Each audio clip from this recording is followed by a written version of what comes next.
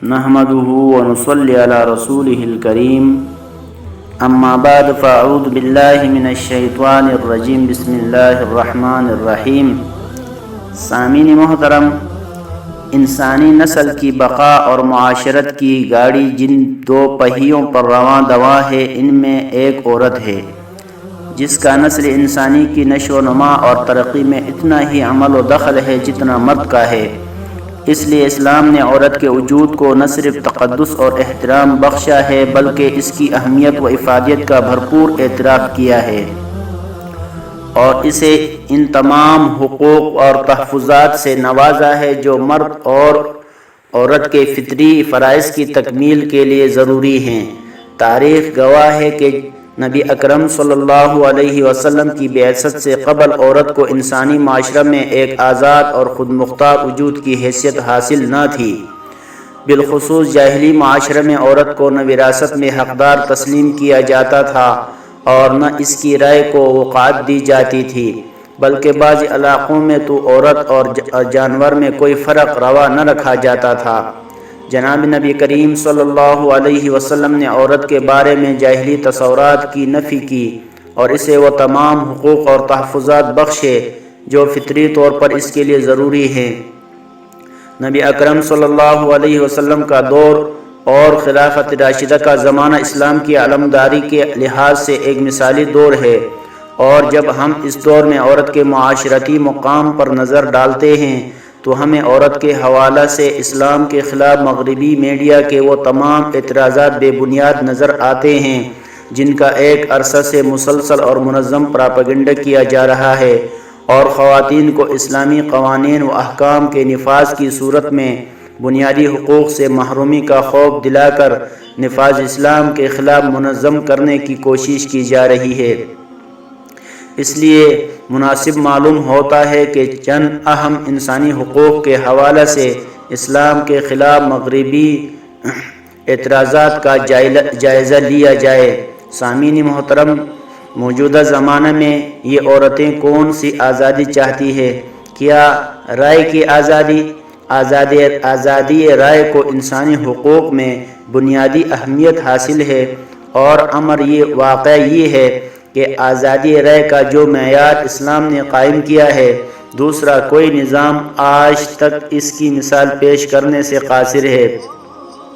خلیفہ وقت کو سرعام ٹوک دینا اور اسے اپنی پوزیشن کی وضاحت کیے بغیر خطبہ میں آگے نہ بڑھنے دینا عوامی احتساب اور آزادی رائے کی ایک قابل فخر مثال ہے، لیکن یہ واقعہ مرد کا ہے، جبکہ تاریخ ایک اور منظر بھی پیش کرتی ہے کہ مدینہ منورہ میں ایک بوڑھی خاتون خولہ بنت حکیم رضی اللہ تعالی عنہ امیر المؤمنین حضرت عمر رضی اللہ تعالی عنہ کو سرعام روک کر کھڑی ہے اور کہہ رہی ہے، عمر، وہ دن یاد رکھ جب تو عکاظ کے بازار میں صرف عمر کے نام سے یاد کیا جاتا تھا، اور آج تم امیر المؤمنین کہلاتے ہو۔ اس لیے خدا سے ڈرتے رہو اور انصاف کا دامن مضبوطی سے پکڑے رہو۔ حضرت عمر رضی اللہ تعالیٰ عنہ اس بڑھیا کے سامنے سر جھکائے کھڑے ہیں اور اپنے عمل کے ساتھ دنیا کو بتا رہے ہیں کہ انسانی معاشرہ میں مرد کی طرح عورت کو بھی یہ حق حاصل ہے کہ راہ چلتے امیر المومنین کا راستہ روک کر کھڑی ہو جائے اور انصاف کی طلبگار ہو۔ سامعین محترم، موجودہ زمانے میں یہ عورتیں کون سی آزادی چاہتے ہیں؟ کیا حق طلبی والا اسلام مرد کی طرح عورت کو بھی یہ حق دیتا ہے کہ وہ اپنے جائز حق کے لیے ڈٹ جائے اور اس کے خلاف کسی بڑے دباؤ کی پرواہ نہ کرے؟ حضرت عائشہ رضی اللہ تعالی عنہا کی باندی بریرہ رضی اللہ تعالی عنہا کو آزاد ہونے کے بعد شرعی طور پر یہ حق حاصل ہو گیا تھا کہ وہ اپنے سابقہ خاوند مغیث رضی اللہ تعالی عنہ کے ساتھ نہ رہنا چاہے تو اس سے الگ ہو جائے۔ بریرہ رضی اللہ تعالی عنہ نے اپنا یہ حق استعمال کیا تو مغیث رضی اللہ تعالی عنہ پریشان ہو گئے۔ وہ مدینہ منورہ کی گلیوں میں روتے پھرتے تھے اور کہتے تھے کہ کوئی ہے جو بریرہ کو دوبارہ میرے ساتھ رہنے پر آمادہ کرے۔ اس کی حالت دیکھ کر خود نبی اکرم صلی اللہ علیہ وسلم نے بریرہ رضی اللہ تعالی عنہ سے بات کی اور اسے اپنے فیصلہ پر نظر ثانی کے لیے کہا۔ بریرہ رضی اللہ تعالی عنہ نے صرف یہ پوچھا کہ یا رسول اللہ یہ آپ کا حکم ہے یا مشورہ ہے؟ ہاں حضرت صلی اللہ علیہ وسلم نے فرمایا کہ صرف مشورہ ہے۔ تو بریرہ رضی اللہ تعالیٰ عنہ نے دو ٹوک کہہ دیا کہ یہ مشورہ قبول نہیں کر سکتی۔ چنانچہ بریرہ رضی اللہ تعالیٰ عنہ مغیث رضی اللہ تعالیٰ عنہ سے الگ رہنے کے فیصلے پر قائم رہی اور اپنے عمل کے ساتھ اسلام کا یہ اصول دنیا کے سامنے پیش کیا کہ عورت اپنے جائز حق سے از خود دستبردار نہ ہونا چاہتی ہے تو اسے اس کے حق سے کسی صورت میں محروم نہیں کیا جا سکتا۔ سامعین محترم، موجودہ زمانے کی عورتیں کون سی آزادی چاہتی ہے؟ اجتماعی معاملات میں کیا مشاورت ان سے نہیں ہوئی؟ خلافت راشدہ کے دور میں عورت اجتماعی معاملات میں بھی مشاورت کے دائرے میں شامل رہی ہے۔ بالخصوص ازواج مطہرات رضوان اللہ علیہن کو اس دور میں امت مسلمہ کی اجتماعی رہنمائی کا مقام حاصل تھا۔ عام امور میں ان سے مشورہ کیا جاتا تھا اور ان سے اجتماعی معاملات میں رہنمائی حاصل کی جاتی تھی، حتیٰ کہ ایک موقع پر مدینہ منورہ کے امیر مروان بن حکم نے یہاں تک کہہ دیا کہ جب تک ازواج مطہرات رضی اللہ تعالیٰ عنہن موجود ہیں ہمیں دوسرے لوگوں سے مسائل دریافت کرنے کی ضرورت ہی کیا ہے، اور عورتوں سے متعلقہ امور میں تو مشورہ ہی عورتوں سے کیا جاتا تھا۔ مشہور تاریخی واقعہ ہے کہ حضرت عمر بن خطاب رضی اللہ تعالی عنہ نے ام المومنین حضرت حفصہ رضی اللہ تعالی عنہ کے ذمہ لگایا کہ وہ سمجھدار عورتوں سے مشورہ کر کے بتائے کہ ایک عورت خاوند کے بغیر کتنا عرصہ آسانی سے گزار سکتی ہے۔ چنانچہ ان کی رائے پر حضرت عمر رضی اللہ تعالی عنہ نے حکم جاری کیا کہ ہر فوجی کو 6 ماہ کے بعد کچھ دنوں کے لیے ضرور گھر بھیجا جائے۔ اسی طرح تعلیم و افتاء کے حوالے سے خلافت راشدہ کے دور میں خواتین کے علم حاصل کرنے اور تعلیم دینے کے آزادانہ مواقع میسر تھے۔ حضرت عائشہ رضی اللہ تعالی عنہ اور ان کے ساتھ 20 خواتین کو رسول اللہ صلی اللہ علیہ وسلم کے ارشادات امت تک پہنچانے کا شرف حاصل ہے۔ ان کے شاگردوں میں مرد بھی تھے اور عورتیں بھی تھیں۔ وہ نہ صرف احادیث بیان کرتی تھیں بلکہ فتویٰ بھی دیتی تھیں اور ان کے فتویٰ پر عمل کیا جاتا تھا۔ ام المومنین حضرت عائشہ رضی اللہ تعالی عنہا سے جو فتاویٰ منقول ہیں ان سے ایک بڑا مجموع مرتب ہو سکتا ہے۔ حضرت عائشہ رضی اللہ تعالی عنہا سے بڑے بڑے علماء صحابہ رضی اللہ عنہم مسائل میں رجوع کرتے تھے اور اپنے اشکالات کا تسلی بخش جواب پاتے تھے۔ اس طرح حضرت ام سلمہ رضی اللہ تعالی عنہا سے بھی علمی معاملات میں رجوع کیا جاتا تھا۔ الغرض علم اور افتاء کا میدان میں بھی خواتین کے لیے کھلا تھا اور اس میں ان کی اہمیت تسلیم کی جاتی تھی۔